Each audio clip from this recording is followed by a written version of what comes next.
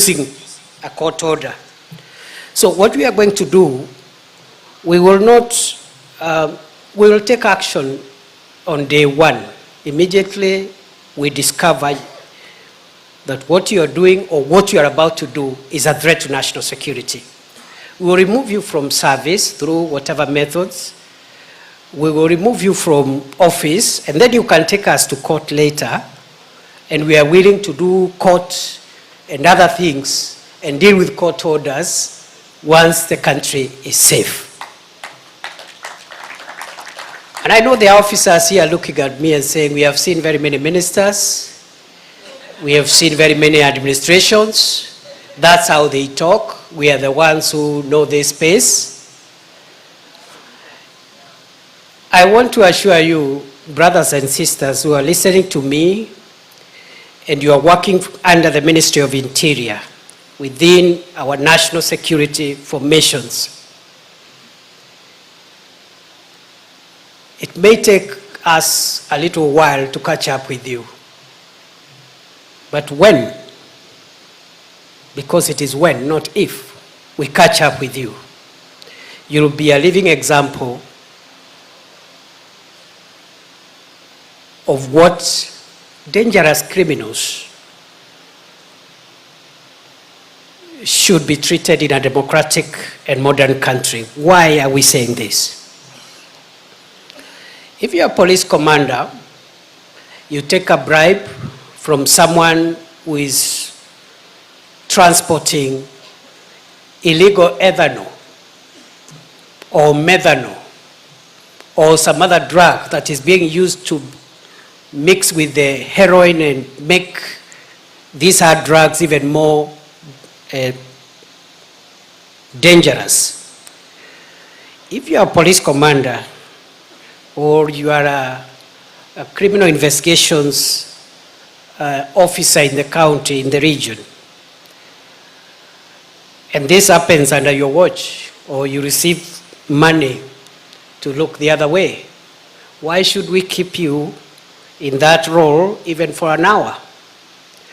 And I want to assure you, in the name of God and in the name of the Constitution of our country, we will get hold of you, we will neutralize those efforts before you destroy the country. We will sack you, let me put it that way. We will sack you by whatever method possible. And we don't fear court, we don't fear you, I don't know, using which other route. We will not even return you to service. Because a threat to national security is a threat to the nation. So, you may have heard this before, but you didn't hear it from me before. Your Excellency, the soft remedies are important as the hard remedies, because as we suppress the supply, we must also suppress the demand. We totally support rehabilitation programs. You've heard already we have a rehabilitation center here in Miritini. We've put in money, even in this financial year, to expand that rehabilitation center. Our target, in partnership with other partners, including county governments, is that every county in the Republic of Kenya should have a publicly funded rehabilitation center. Because the private rehabilitation centers are very costly and many of our people cannot afford. We'll also be very hard with the victims of this crime. I'm afraid sometimes we are very sympathetic to victims of crime. But on this one, just like other sophisticated international crime and organized crimes, we'll also be very harsh with the victims of crime. Because we cannot have you, we cannot look kindly as you waste yourself and as you destroy yourself.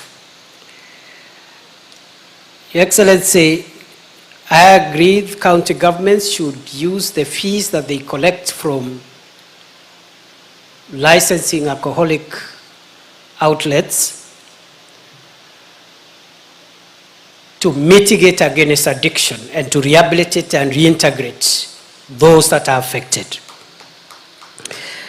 There is no reason collecting that kind of money, that kind of revenue, and using it to build roads.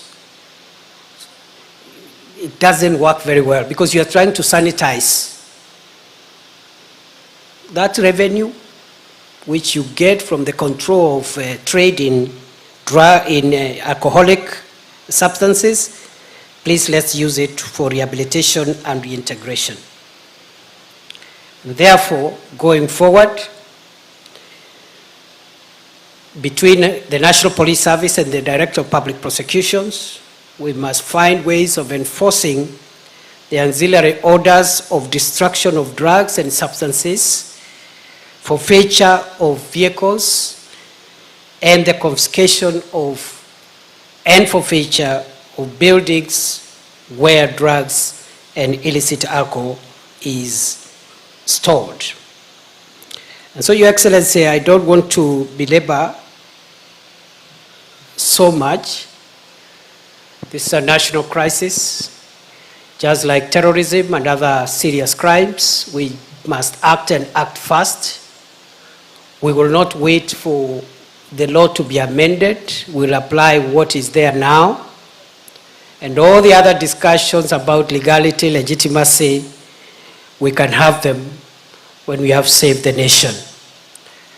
I now want to end there and request my colleagues to weigh in a sentence or two on the aspects that touch on their mandates. And then we can go to the last part, which is the plenary, and we close this meeting in good time. In no particular order, I want to ask my sister, the Cabinet Secretary for Health, to make a few remarks. And so that I don't come back here, she'll be followed by the Cabinet Secretary for Education, 2 minutes, the Cabinet Secretary for Gender and Affirmative Action, 2 minutes, the Cabinet Secretary for Mining and the Blue Economy, 2 minutes, and after that, PS, you will organize the plenary. Thank you very much, and God bless our country.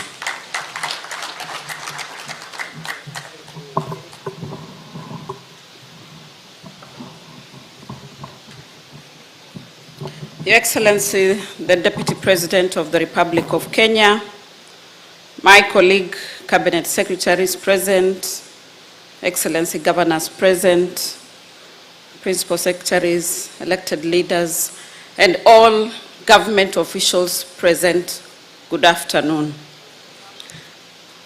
Your Excellency, I'm happy that we have taken this approach in addressing this problem. My ministry is the one that bears the brand of the issues that we are discussing here, Your Excellency. Some of us may look at it narrowly, just as a drug and an alcohol abuse problem affecting an individual.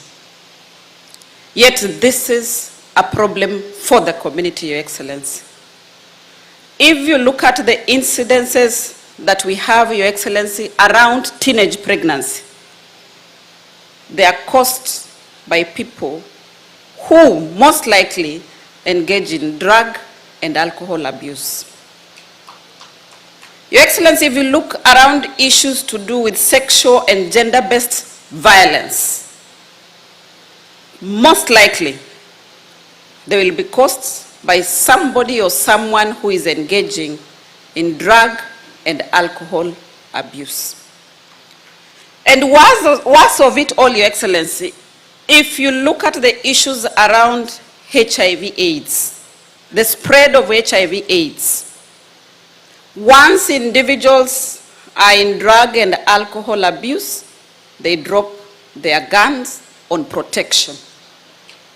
And that is how we end up with the spread of HIV/AIDS amongst our population. Your Excellency, last year, as a ministry, we spent a whole 75 billion shillings on management of HIV. Your Excellency, 75 billion shillings, if we did not have HIV in this country, that can build for me over 1,200 health centers at a rate of 70 million per health center, Your Excellency. Those 1,200, if we spread them across the counties, it means that each county will at least get 22 health centers to take care of the health needs of our citizens, Your Excellency.